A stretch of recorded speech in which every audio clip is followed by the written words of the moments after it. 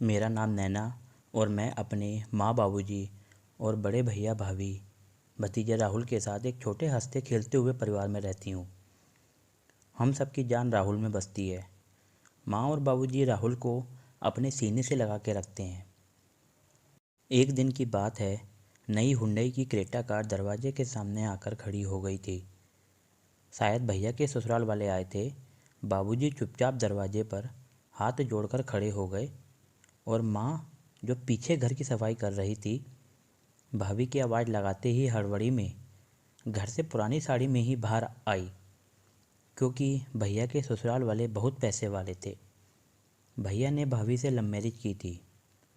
उनके ससुराल वालों की नज़रों में मेरे माँ बाबूजी एक मिडिल क्लास लोग हैं। भैया के ससुराल वाले राहुल के लिए कई कीमती खिलौने देकर उसे बहलाने लगे। ड्राइंग रूम में भैया के सास ससुर तथा भाभी भैया गपशप आरंभ हो गई। भाभी ने माँ को झटपट नाश्ता और चाय बनाने को कह दिया। माँ ने मुझसे पूछकर अपनी पुरानी साड़ी बदल डाली और रसोई में व्यस्त हो गई। माँ और बाबूजी के साथ ऐसा देखकर मुझे बहुत दुख प्रतीत होता था। इधर भैया भाभी हंसी के ठेठे, उधर माँ के ऊपर बढ़ता बोझ। यह वही माँ थी जो भैया की शादी से पूर्व कहा करती थी, इस घर में जल्दी ही बहू आ जाए, फिर तो मैं पलंग पर पानी मांगकर पीऊँगी। और बहू के आने के बाद कई बार पानी का गिलास भी बहू के हाथ में थामना पड़ता था।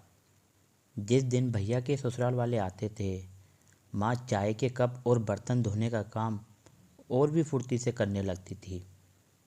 घर के छोटे बड़े काम से लेकर बाजार से खरीदारी करने तक का सारा भार बाबूजी पर टूट पड़ता था। कई बार यह सब देखकर मन भर आता था, क्योंकि उन लोगों के आते ही माँ बाबूजी बहुत छोटे पड़ जाते थे। भैया के सास ससुर के बीच राहुल की पढ़ाई तथा संस्कारों के बारे में बहस चल रही थी। राहुल बाबूजी द्वारा स्थापित मोहल्ले के सरस्वती शिशु मंदिर में पढ़ता था, किंतु भाभी और उनके पिताजी का इरादा राहुल को किसी बोर्डिंग स्कूल में दाखिला दिलवाने का था। भाभी के पिताजी बोले, इंग्लिश स्कूल में पढ़ेगा तो संस्कार भी बदलेंगे, वरना यहाँ रहकर तो बच्चा खराब हो जाएगा। इससे पहले भी राहुल को बोर्डिंग स्कूल में भेजने की बात को लेकर कई बार भैया भाभी आपस में उलझ पड़े थे। भैया खर्च के बोझ की बात करते थे तो भाभी घर के खर्चों में कटौती करने की बात कह देती थी। हर बार गुस्सा करके एक ही बात कहती थी, लोग पागल नहीं हैं जो अपने बच्चे को अच्छे स्कूल में पढ़ाते हैं। इन स्कूल के बच्चे ही अच्छे पदों पर पहुंचते हैं। भैया चुपचाप रह जाते थे। बड़े उत्साह से भाभी ने स्कूल से फार्म मंगवाया था। राहुल को किस प्रकार तैयारी करानी थी, इस विषय में मुझे भी उसकी तैयारी के लिए समझाया गया था। भाभी स्वयं सुबह जल्दी उठ राहुल को पढ़ाने बैठ जाती थी। अब माँ और बाबूजी के साथ राहुल का खेलना, घूमना, बातें करना, चहकना काफ़ी कम हो गया था। राहुल एक दिन माँ बाबूजी के सामने मोहल्ले के बच्चों के साथ खेलने लगा। भाभी गुस्से में आई और बाबूजी को भला बुरा कहने लगी, आप राहुल की ज़िंदगी को बर्बाद करके ही छोड़ेंगे। गंदे और अनपढ़ बच्चों के साथ खेलेगा तो क्या सीखेगा। और बाबूजी ने उसी समय राहुल को अपनी गोद में भर लिया था।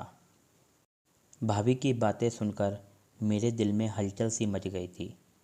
ये अमीर लोगों में भावना क्यों नहीं होती है। भला बच्चों के बीच असमानता कैसी। बच्चा तो बच्चों के साथ ही खेलता है। एक मुरझाए हुए फूल से हम खुशबू की आशा कैसे कर सकते हैं। क्यों नहीं सोचती भाभी यह सब कुछ। एक बार गर्म चाय राहुल के पैर पर गिर गई थी। वह दर्द से तड़प रहा था। सारे मोहल्ले के बच्चे परेशान होकर इकट्ठे हो गए। तरह तरह की दवाइयाँ, तरह तरह के सुझाव। बच्चे तो राहुल को छोड़कर जाने को ही तैयार नहीं थे। आश्चर्य तो तब हुआ जब भाभी के मुख से उन बच्चों के प्रति प्रेम के दो बोल भी नहीं निकले। वह उनकी भावना के साथ, उमड़ते हुए प्यार के साथ तालमेल ही नहीं बैठा पाई थी। भाभी भी क्या करती, उनके स्वयं के संस्कार ही ऐसे बने थे। वह एक अमीर खानदान से ताल्लुक़ रखती थी। पिता और भैया का लंबा चौड़ा व्यवसाय है। ऊंच नीच का विचार न करके उन्होंने भैया को अपना जीवन साथी स्वीकार ही लिया। जब इस घर में आने के बाद उन्हें मिडिल क्लास परिवार और अमीर परिवार में अंतर महसूस हुआ। इंसानों के साथ जज्बाती रिश्ते को वह क्या जाने। वह अभावों के परिभाषा से बेखबर राहुल को अपने भैया के बच्चों की तरह ढालना चाहती थी।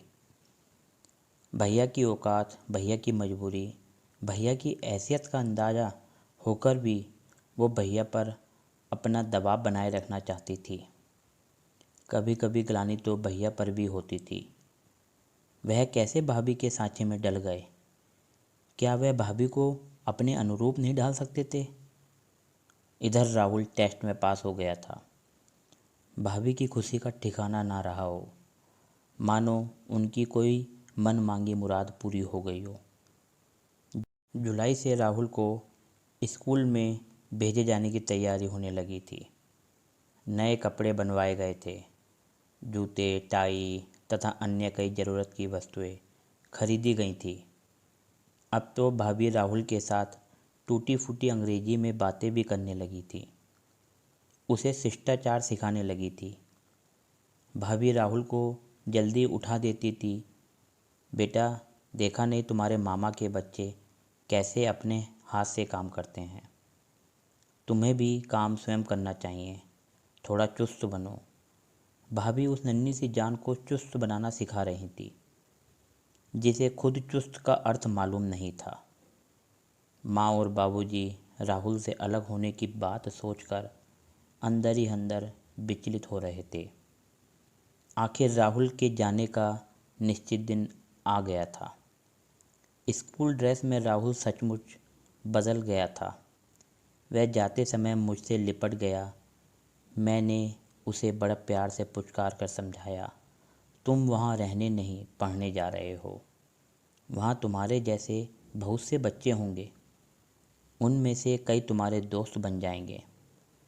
उनके साथ पढ़ना, उनके साथ खेलना। तुम हर छुट्टी में घर आ जाओगे। माँ बाबूजी भी तुमसे मिलने आते रहेंगे। भाभी भी उसे समझाती रहीं। माँ और बाबूजी के कंठ से आवाज़ ही नहीं निकल रही थी। बस वे बराबर राहुल को चूम रहे थे। राहुल की विदाई का क्षण मुझे भी रुला गया। उदास और नम आँखों से दरवाजे के पास से विदाई के समय हाथ हिलाता हुआ राहुल। माँ और बाबूजी के उठे हाथ तथा आंसुओं से भीगा चेहरा। मानो ऐसा लग रहा था परिवार में कोई बचा ही नहीं है। परिवार की खुशी कहीं चली गई है। राहुल को रोता हुआ देख और उसको बोर्डिंग स्कूल जाते हुए देख मन ही मन में सोच रही थी, क्या संस्कार उसको बोर्डिंग में मिल जाएंगे। क्या अपनापन, अपने लोग उसे बोर्डिंग स्कूल में मिलेंगे। भाभी की सोच को क्या हो गया।